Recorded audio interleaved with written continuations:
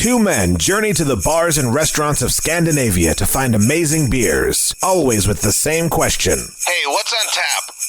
It's time to find out.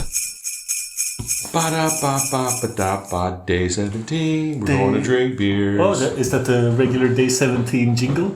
It is now. What is I gotta remember this every year from now on. It's like da-da-da-da, day 17, going to drink beers. Yeah, definitely. And then, yeah. So welcome back to the What's on Tap podcast Christmas calendar. I am your host, Martin. I'm your host, Stefan. Tomorrow you have to come up with the jingle. Oh, I'll just use last year's day 18 jingle. But there was no last year's day 18 of course, jingle. Oh, there will be no jingle for day 18. There will be a jingle. But we will have a jingle for what the fuck? So this is... Wait a second. This is the last one. I think 4 is one too many. So we've been talking a lot about the Tilquin Meerts series. And you were like, how many can you get through for it to be okay? The real number is 3, but I brought 4. So this is the fourth of the 4 grape varieties. Yes. Yes, I brought all of the grape varieties from the Tilquin Meerts box that I bought and none of your other friends bought. That's true. You did get to share them with me, and I'm really glad to share them on the show. It was just funny. You had fooled me into believing that there were only 3, and so now we got a 4th one, which is the Pinot Gris. And I had fooled you that there were only 2. Oh, did you? All right. When you opened the 3rd, you were like, "Oh, I thought you only had 2." Yeah, because the 3rd one I was expecting a 3F bottle. Yes. But as you established, we're saving that for the end of the year, where you're going to bring out one of your super rare 3F bottles. Like it's what you promised on the show. Yeah. The rarest of your rarest of beers is what you said. I don't know why you made that. That was a really bold statement to make on the show, but I appreciate you doing that. So now you've said rare, and rarest of the rare. So if we have 3 levels of rare, I think I'm going to land on the 2nd tier, rare. That's probably what I'm going to bring to the end of calendar. That's fine. I'll accept that. And you're going to be like, this is a gueuze from 2018. I'm like, I know, I've got a bottle of it. Yeah. But the rarest of the rare Driefonteinen in my cellar, there would be 5 bottles. Perfect. That. Perfect. And I think I'm not going to bring those. What we need to have on the show. It's what the listeners demand and expect from us is the unobtainium of the beer world for the end of year beer. I'll work on it. Yeah, no. I'm going to bring Christmas Star of Promise. So this one has a lesser aroma than the Syrah, which was the best. This just smells again straight up like the Riesling did, just straight up gueuze. Yes. Yeah.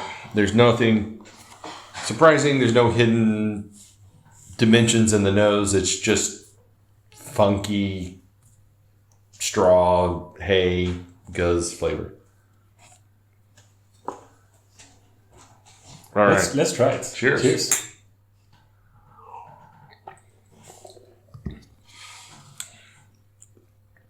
Yep. So this one is better than the Pinot Gris we tried. It's better than the Riesling we tried, but I don't know necessarily. This is the Pinot Gris. Pinot Noir. Nope. I think the Pinot Noir was better than this. I think it's on par. It's so many days ago, I don't remember what I gave it, and I don't remember what you gave it. It was the first one we opened. I think. Oh, okay. That was the first one. Yeah, I don't remember that. Syrah was the last one. That one was pretty good. This one is definitely better than the Riesling. Yes. And I think it's on par with the Syrah. But that's really good. I know. That's what I'm saying. It's really good. I like it. Because when I wrapped them, I didn't know. There was a risk that they would all taste exactly the same. Mm-hmm. And they are very similarly. I would say there's not a lot of variance, and I think that the fact that we're not having like 2 days back to back is a real real blessing for these. It allows each one to be tasted in its own environment as opposed to being compared to a series. I think if as a series, you would be like, these are all 3.5 to 3.75 beers, and because they all taste vaguely the same. And you would not be incorrect in that situation. Exactly. But given them a chance to stand on their own and to try them, I think it's a really good, interesting entry into the Meerts series. Yeah, it's a good series. But Pinot Gris, isn't that a white grape? It is a white grape. It's not a white grape on the label, but that could be a design choice because the label is purple and they made the grapes kind of purple-ish to match the... Well, the skin might be... So, I'm not a wine expert, but there is a thing that has to do with... The skin is not indicative of the color of the wine itself. Right. And it puts the lotion on the skin, right? Right. I've learned that. So it could be you're dealing with a purple grape here. Okay. But you're still getting a white wine out of it. But I'm not a... Don't quote me on that one. We need to do some research on this to know how that all works out. But yeah, it seems like their white wine versions or white grape versions are definitely putting a beigeish tan label on, and then the purple grapes have more of a lavender color. Yes. Yeah. But definitely, and this one, as with the others, is 5.8% ABV. Mm-hmm. And all of them are the 21-22 vintage. So it's pretty good. I'm definitely getting more of a grape flavor in this one compared to the Riesling. Riesling was probably the worst. It was the low point. And not that it was bad, it just wasn't as interesting as the other ones.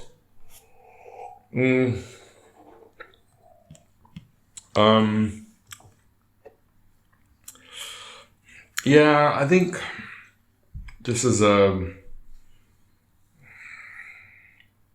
I think it's more of a 4+ for me. Yeah, it's a 4 for me. Solid 4. Yeah, it's a solid 4 for me. I think the Shiraz was definitely the highlight of the 4, and this one's good. I definitely like it, but it's very middle of the road. There's nothing that really makes it stand out for me, other than it just being a really good gueuze. No, I wish they would have popped more. So don't think that this was a way of getting out of putting beers into the calendar. These were actually the first ones I racked. It's 100%, because right there were in front of you, so you didn't have to think. I got it. Yeah. No, I'm really glad. I'm just fucking with you. No, I'm really glad you brought these. It's been a lot of fun, and I'm glad I got to try them because I would have wanted to try them anyway. So to have them on the show would have been is a real fun. Yeah. Addition. So when I had the box, I knew I wanted to include stuff from it. So half? No, but it was 4 grape and 2 fruit. So or berries. So either I did the 4 grape or the 2 fruit. Otherwise, the theme gets kind of lost. It was that was the weirdest thing about this Tilquin Meerts. So what were the 2? Do you remember what the 2 fruits were? No. Okay. If you babble on, I can find it. I don't think I can. It's impossible. It's not important. You have nothing to say? As usual, I don't. The first time you're in your life? No. For many times in my life. I think most people would agree that I don't have anything to say. It's just me rambling incoherently to myself. But I think... we have it soon. All right. So, à la Roussanne. So that's French or Flemish for some kind of thing. We will get there. And also, l'Airel Sauvage. So now, keep babbling. No, you're doing a great job babbling. So Sauvage and what was it, Rosanne? Rosanne.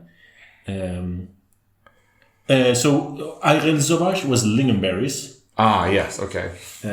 And then Roussanne would be... Wait, is that also wine grape? Okay, so Roussanne was a wine grape, but I didn't include the 5th one.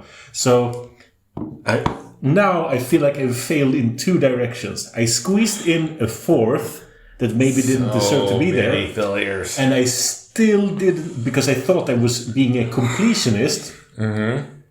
But no. I get it. You view this advent calendar as a joke. And you're mocking the whole process. Fine, sir. This podcast is over. We're done here. No, I'm kidding. No, it was really good. I'm really glad you included it. It's a lot of fun to try. I'll see if...